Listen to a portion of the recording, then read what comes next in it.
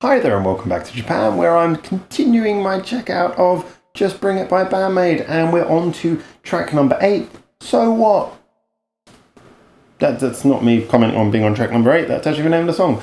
So anyway, this has been a really interesting album so far. We've had a little bit of variation in tone, but as a general, it's all been sort of hard rocking stuff for the best part, and, you know, pretty damn good songs. Some of the tracks definitely stand out more as being singles and some more as album tracks, but that's kind of what you'd expect anyway. I would say that it's definitely impressing really quite a lot so far, especially considering, you know, BAND-MAID, we've checked out so many of their songs in the past. They have such a high bar to clear, you know, by their own sort of mean average quality that, you know, I'm always looking to be slightly more critical with their songs because, you know, I mean, with a band who are this good, we all know they're good, and you can just sit here saying, hey, every song is brilliant. But if you're going to give actual thoughtful comparison, and let's face it, the best thing you can compare a band to is their own other works, then, they've given me a very high bar to set them against. Anyway, like I said, moving on to the next track, which is called So What? That's how bad I am at remembering the names of things. And let's check it out so that we can talk a little bit afterwards when I actually know how the song goes.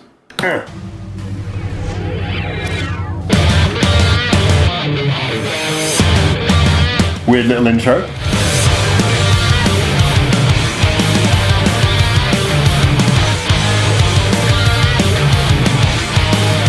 That's a fun little riff.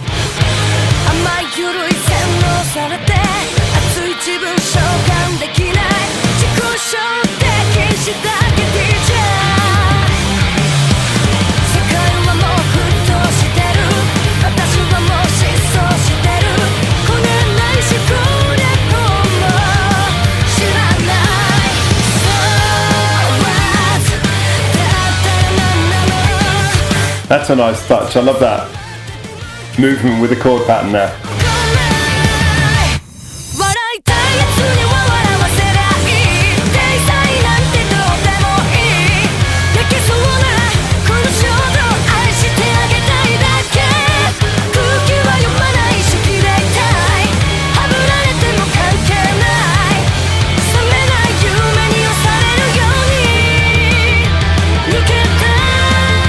Fantastic melody. I love the melody, and I love the way it's going against the backing chord pattern. A great counterplay there. It's got a sort of jazzy quality to it almost. It's a little bit, you know.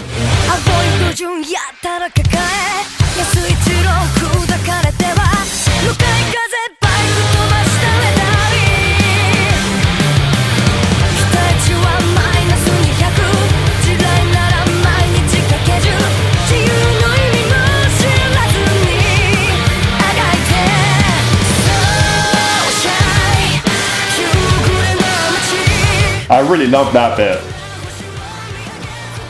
So much impact as well. The playing, the writing, the mixing, all coming together brilliantly, especially in that bit, but the chorus is great as well. This is a really good song.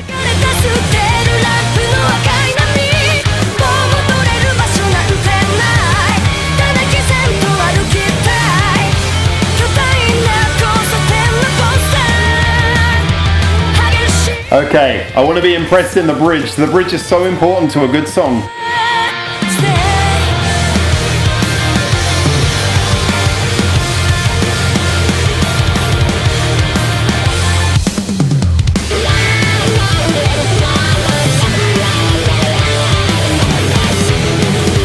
Nice key change. And the rhythm's nicely kind of skipping around a bit.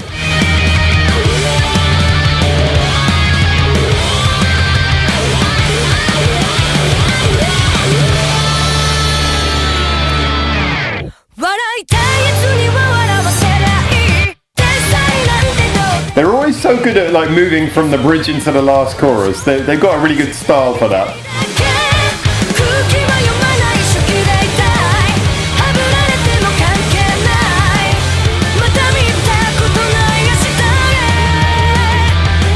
I just love the melody. It's really good.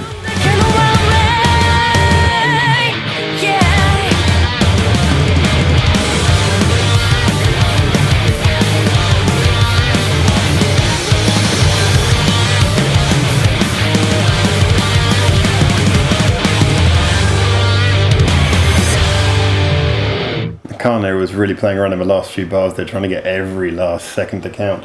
All right, I have to check before we go any further because there's a lot of things I want to unpack on this one. I have to check, did they write that? Did they write it? Oh, I'm looking at the picture book by mistake. Wrong one. So I need to know if they wrote that. And I say this because, all right, there is a reason why the writing to me in this one is really interesting. And you guys know that one of the main things I talk about on this channel is, talk about how they make the songs in general. But writing is something I'm really interested in. I've always said that, you can have the best band in the world with the best musicians, but it means nothing if you haven't got good songs. And you can have a band who are ostensibly not very good musicians, but if they can pull out the right songs, then they can connect with people. I mean, you look at a band like the Beatles, they were not the most technical or greatest instrumentalist ever. I mean, Ringo is famously just kind of like more of a timekeeper. He's like a metronome than anything else. But as a band, they connected with people because of the way they wrote. Now, for me, one of the reasons why there's so many reasons why this worked really well. The musicianship was fantastic. What I was talking about, the way that this album was mixed to sound really good. This song really took full advantage of that. The sounds were really coming out everywhere. I love the way as well that the drums were mixed. The drums were mixed in this beautiful way where, especially the cymbals at the top end, really filled out the headphones. But I want to know, because the writing was amazing, and it's to do with the chord pattern. Now, words by Miwa Sasaki, and music by Koji Goto. Now, Koji Goto, if I remember correctly, is also the producer of this album, who I've been heaping praise upon. Sound production by Koji Goto. Okay, so we have to give a big shout out here to Koji Goto then. Slightly sad to find out this wasn't written by the band, but I'm really glad that they went for this song. I'm glad that they added their signature playing to it, because I'm sure whatever they're given, you guys have told me in the comments, I mean, they basically take the songs and they try to extract the most from it, and they kind of almost see it as a competition between the members to see who can get the most out of the song, and that came across a lot in this, as with all of their songs. But what really worked for me here was the chord pattern. Now, I just want to explain why this is kind of important thing. So often we talk about chords on this, but so you think of your average sort of song, and I know this is really oversimplifying it, but I'm going to approach this from a slightly simple angle just to make it accessible to everyone. Your normal sort of chord, you have 4 chords. A normal sort of the chorus is built up with 4 chords and then a little melody going over the top. And in that case, so the first chord, you don't know where it's going to start. You edit, you hear it. And then usually the second chord, you can maybe guess where they'll go with the second chord. If it's a happy song, there's certain notes you go to next. If it's a sad song, there's certain notes you go to next. Just the brain kind of knows what to expect after one note. And then by the third chord, you're getting a good idea where it's going. And the last chord, you sort of, as this whole thing progresses, as a song develops, your brain can start to guess which chords are going to come up next and which direction the writer's going to take things in, because there's only so many sounds that actually sound good, that actually sound good together. Not every note sounds good with every other note. But what's really clever is if you can make a song sort of put together chords that maybe you wouldn't expect to hear in that particular arrangement, and for it to sound, natural. Now, this was quite nice because like I say, the whole chord pattern had a slightly jazzy feel. It wasn't the normal sort of way that you structure, it wasn't the normal sort of chords you put after other chords in a rock song. It's more the way you do it in a jazz song. I really hope I'm not losing or annoying anyone with my description being too weird or too oversimplified here, but to me, that's what really worked about this. The chords that were put together were ones that you wouldn't normally expect in this type of rock song. So as the song's developing, your brain's kind of still thinking, this is slightly unusual. It gives it a slightly unusual sound.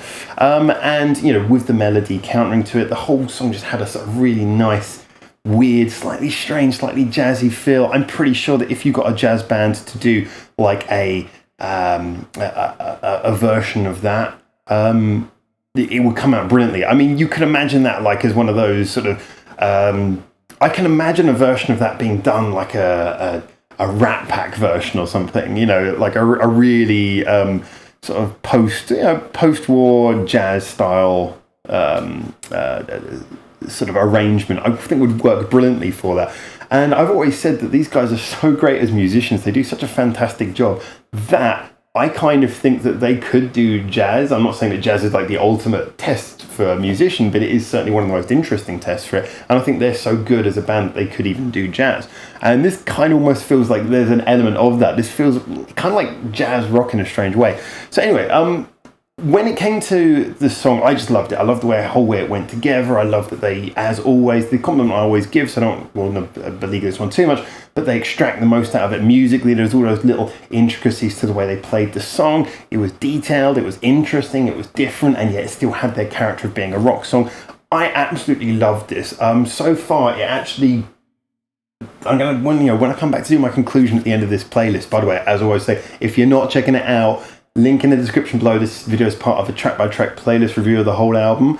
But when I go back to listen to this a few times over before I do my conclusion video for the end of the playlist, I'm interested how I feel about this, whether this is my favourite song from the album. I'm going to have to give it a few more listens to see how I feel once I'm kind of used to it and comfortable with it. Does it lose a bit of that spark, or does it actually grow with time?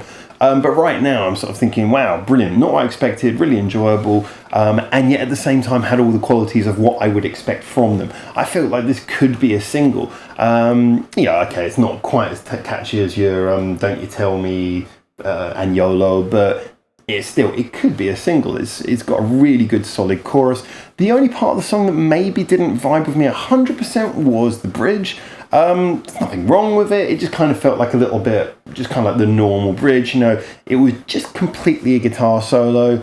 And yeah, it was nice how it was constructed to a degree, but I felt with a song like this, which was so interesting, you could have gone in a different direction. And I felt because it had like a jazzy chord pattern, what now I'm kind of thinking in my head would have been brilliant is if it had just sort of broken down to like Misa doing like a walking jazz bass line and just sort of like, you know, actually I'd kind of like to hear a bass solo in this song more than in most of their songs, and then follow that up with a guitar solo.